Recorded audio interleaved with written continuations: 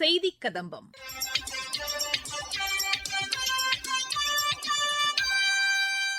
இன்றைய செய்திக் கதம்பத்தில் காசி தமிழ்ச் சங்கமத்தில் பங்கேற்றதற்காக பிரதமர் திரு நரேந்திர மோடியிடம் பாராட்டு பெற்ற மாணவன் பிரகாஷ் பழனிவேல் அளித்த பேட்டி, வளர்ச்சியடைந்த இந்தியாவிற்கான ஊரக வேலைவாய்ப்பு உறுதி மற்றும் வாழ்வாதார சட்டம் குறித்து எமது செய்தியாளர் வழங்கும் செய்தி தொகுப்பு மற்றும் மத்திய அரசின் சமூக வலைதள பதிவுகள் உள்ளிட்டவை இடம்பெறுகின்றன. முதலில் காசி தமிழ்ச் சங்கமத்தில் பங்கேற்றதற்காக பிரதமர் திரு நரேந்திர மோடியிடம் பாராட்டு பெற்றது குறித்து மாணவன் பிரகாஷ் பழனிவேல் எமது செய்தியாளரிடம் பேசினார். அவர் பேசுகையில், வணக்கம், என்னோட பேர் பிரகாஷ். எனக்கு சொந்த ஊர் நாமக்கல் மாவட்டத்துல திருச்செங்கோடு. காசி தமிழ் சங்கமம் பத்தி நான் நியூஸ் பேப்பர்ல தான் ஃபர்ஸ்ட் அட்வர்டைஸ்மெண்ட் பார்த்தேன். காசி தமிழ் சங்கமம் என்ன அப்படின்ற ஒரு கியூரியாசிட்டியில ப்ரௌஸ் பண்ணும்போது தான் ஐஐடி மெட்ராஸ் இதுக்குன்னு ஒரு குவிஸ் கண்டக்ட் பண்றாங்க. தமிழ்நாட்டுல இருந்து காசிக்கு அழைச்சிட்டு போயிட்டு நமக்கு காசிக்கும் தமிழுக்கும் இருக்கிற பந்தத்தை திரும்ப புதுப்பிக்கிறதா இதோட அப்ஜெக்டிவ் அப்படின்ட்டு தெரிஞ்சுக்கிட்டேன். இது ரொம்ப ஒரு புது விதமா இருந்தது. ஸோ இந்த கியூரியாசிட்டியில குவிஸ் அட்டன் பண்ணேன். அதுக்கு ஷார்ட் லிஸ்ட் ஆனேன். அந்த குவிஸ் ஐஐடி மெட்ராஸ் ஆன்லைன்ல கண்டக்ட் பண்ணாங்க. அது மூலியமா ஸ்டூடெண்ட்ஸ் டெலிகேட்ஸ்ல காசி தமிழ் சங்கம் 4வது பதிப்புல நான் காசி போயிட்டு வந்தேன். காசிக்கும் தமிழுக்கும் பழங்காலம் தொட்டே ஒரு மிகப்பெரிய பந்தம் இருக்கு. அது காசி ராமேஸ்வரம்ன்ற அந்த விஷயமா இருக்கலாம். இல்ல அப்படின்னா பாரதியார் நம்ம தமிழ்நாட்டுல எட்டயபுரத்துல பிறந்தவர். அவரோட 39 வருஷ வாழ்க்கையில 4 வருஷம் காசியில ஸ்பெண்ட் பண்ணியிருக்காங்க. இங்க இருந்து கிட்டத்தட்ட ஒரு 5000 ஃபேமிலி காசிலேயே குடிபெயர்ந்து காசியில இருக்காங்க. இந்த மாதிரியான விஷயங்கள்லாம் தொன்று தொட்டு இருக்கு.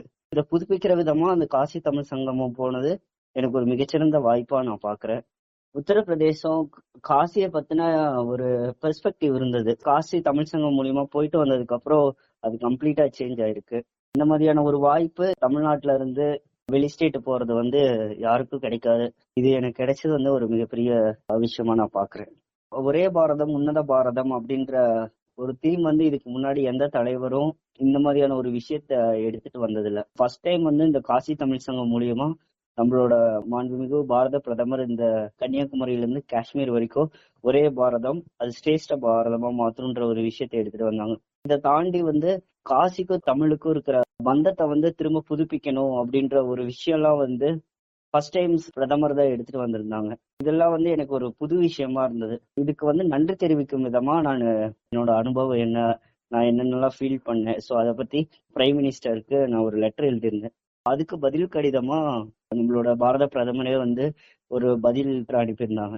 இந்த மாதிரியான ஒரு சின்ன சின்ன விஷயத்தெல்லாம் அட்ரஸ் பண்றது பிரைம் மினிஸ்டர் மாதிரியான ஒரு பதவியில இருக்கிறவங்களுக்கு டைமே கிடைக்காது. அவங்க பண்றது ஒரு மிகப்பெரிய விஷயமா நான் பாக்குறேன். இதை ஆர்கனைஸ் பண்ற எல்லாத்துக்கும் organise IRCTC, IIT Madras, BHE Banaras Hindu university, அவர் honourable prime minister Narendra Modiji, இவங்க எல்லாத்துக்கும் என் சார்பாகவும் காசி தமிழ் சங்கமம் சார்பாகவும் என் குடும்பத்து சார்பாகவும் நன்றி தெரிவித்தேன்.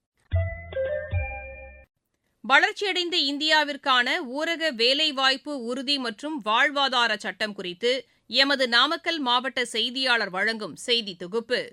மத்திய அரசு அண்மையில் அறிவித்துள்ள விபிஜி ராம்ஜி திட்டம் நாமக்கல் மாவட்ட மக்கள் மத்தியில் பெரும் வரவேற்பை பெற்றுள்ளது. இதுகுறித்து திட்ட பயனாளிகள் அரசுக்கு நன்றி தெரிவித்து இந்த திட்டத்தை வரவேற்றுள்ளனர். நமது நாட்டில் உள்ள கிராமப்புற மக்களின் வாழ்வாதாரம், சமூக பொருளாதார உட்கட்டமைப்பு வசதிகள் ஆகியவற்றை மேம்படுத்தும் வகையில் தேசிய ஊரக வேலை உறுதி திட்டம் ஆண்டுக்கு 100 நாட்கள் அந்தந்த பகுதிகளில் வேலைவாய்ப்புகளை வழங்கி வந்தது.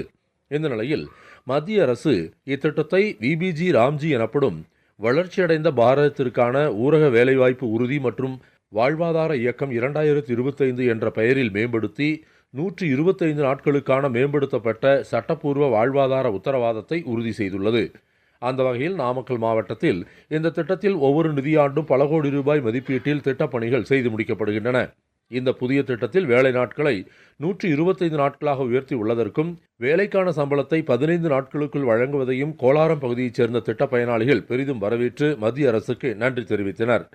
வளர்ச்சியடைந்த இந்தியாவிற்கான ஊரக வேலைவாய்ப்பு உறுதி மற்றும் வாழ்வாதார இயக்க சட்டம் 2025 நிறைவேற்றப்பட்டிருப்பது இந்தியாவின் கிராமப்புற வேலைவாய்ப்பு உத்தரவாதத்தில் ஒரு குறிப்பிடத்தக்க மைல்கல் ஆகும். என்னுடைய பேர் சத்யாங்க. நாங்கள் நாமக்கல் மாவட்டம் பரமத்தி வேலூர் வட்டம் கோலாரம் கிராமத்திலிருந்து வரோம். நாங்கள் எல்லாருமே 100 நாள் வேலை திட்டத்தில் வேலை செஞ்சுட்டு வரோம். ரோடுகளை பராமரிக்கிறது, மரக்கன்றுகள் எல்லாமே நடுறது, அதை சுற்றி வலை கட்டி தண்ணி ஊற்றி பராமரிக்கிறதுன்னு சொல்லி இந்த வேலையெல்லாம் செஞ்சுட்டு இருக்கோம். 100 நாள் வேலையாக இருந்தது இப்போ அரசாங்கம் 125 நாளாக ஆக்கியிருக்காங்க. வாழ்வாதாரம் இன்னும் கொஞ்சம் மேம்படும் அப்படின்னு சொல்லி நாங்களாம் நம்புகிறோம். அரசாங்கத்துக்கு மக்களுடைய சார்பாக நாங்கள் நன்றி தெரிவிச்சுக்கிறோம். என் பேர் செல்விங்க. கோலாரம் பஞ்சாயத்து. குட்டை வெட்டினதுனால குளமெல்லாம் தண்ணி ஊறிட்டு இருக்குதுங்க. இப்போ அடுத்தாப்புல நாங்கள் மரக்கன்று வச்சிட்டு இருக்கிறோம். அதுக்கு மரக்கண்ணை வச்சு குச்சி வெட்டிட்டு நட்டு வலை கட்டி புல்லு வெட்டி தண்ணி ஊற்றிக்கிட்டு இருக்கிறோங்க. 100 நாள் திட்டத்தை 125 நாளாக பண்ணினதுக்கு எங்களுக்கு சந்தோஷங்க. அரசாங்கத்துக்கு நன்றி தெரிவித்துக்கிறோம்.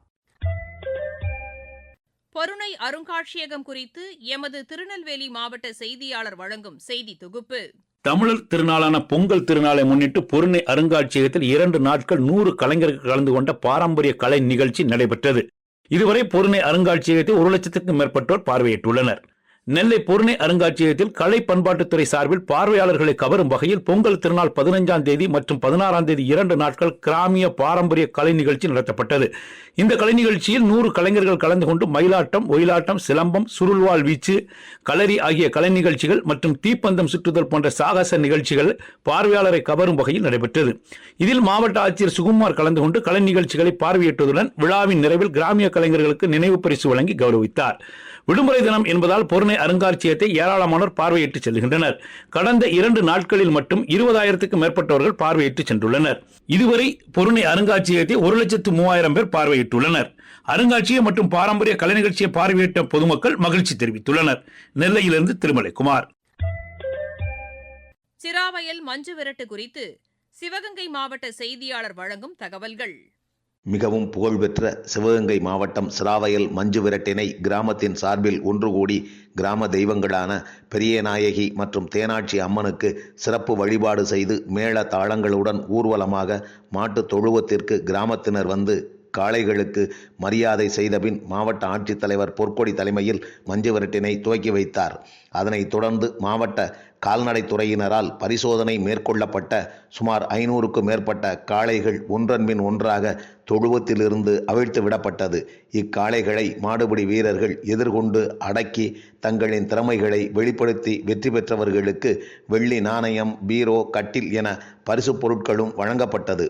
இந்நிகழ்ச்சியினையொட்டி மாவட்ட சுகாதாரத்துறையினரால் முன்னேற்பாடு பணிகளும் தயார் நிலையில் இருந்தன. காயமடைந்தவர்களுக்கு உடனுக்குடன் சிகிச்சை அளிக்கப்பட்டது. மேலும் மாவட்ட காவல்துறையினரால் சுமார் 450 காவலர்கள் பாதுகாப்பு பணியில் ஈடுபட்டதுடன் 8 இடங்களில் செக் போஸ்ட் அமைத்தும் வாட்ச் டவர் மூலமும் தீவிர கண்காணிப்பில் ஈடுபட்டனர் என்பது குறிப்பிடத்தக்கது. மஞ்சு விரட்டு மைதானத்திலிருந்து செய்தியாளர் ஆ. முருகன்.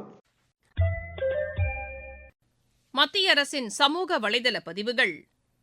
பிரதமர் திரு நரேந்திர மோடியின் தொலைநோக்கு பார்வையுடன் கூடிய நடவடிக்கையின் கீழ் படுக்கை வசதி கொண்ட முதலாவது வந்தே பாரத் ரயில் சேவை குவஹாட்டியின் காமாக்கியாவிலிருந்து ஹவுராவுக்கு அறிமுகப்படுத்தப்பட்டுள்ளதாக ரயில்வே அமைச்சர் திரு அஸ்வினி வைஷ்ணவ் வெளியிட்டுள்ள சமூக வலைதள பதிவில் குறிப்பிட்டுள்ளார். இந்த ரயில் சிறந்த கட்டமைப்பு வசதி, பாதுகாப்பு உள்பட அனைத்து அம்சங்களை உள்ளடக்கியதாக அமைந்துள்ளதாக மத்திய அரசின் சமூக வலைதளத்தில் கூறப்பட்டுள்ளது. இளையோரின் திறனை மேம்படுத்தி அவர்களுக்கு அதிகாரம் அளிக்க வேண்டும் என்ற நோக்கில் மாதிரி இளையோர் கிராம சபை கூட்டங்கள் நடத்தப்படுவதாக பஞ்சாயத்து ராஜ் அமைச்சகத்தின் சமூக வலைதளத்தில் தெரிவிக்கப்பட்டுள்ளது. தொழில் வளர்ச்சிக்கான திறன் மேம்பாட்டு பயிற்சிகள் மத்திய அரசு வழங்கி வருவதாக தகவல் ஒலிபரப்பு அமைச்சகத்தின் சமூக வலைதளத்தில் கூறப்பட்டுள்ளது. உடல் மற்றும் மனநலனுக்கு சூரிய நமஸ்காரம் போன்ற பயிற்சிகள் செய்ய வேண்டியது அவசியம் என்று ஆயுஷ் அமைச்சகத்தின் சமூக வலைதளத்தில் தெரிவிக்கப்பட்டுள்ளது.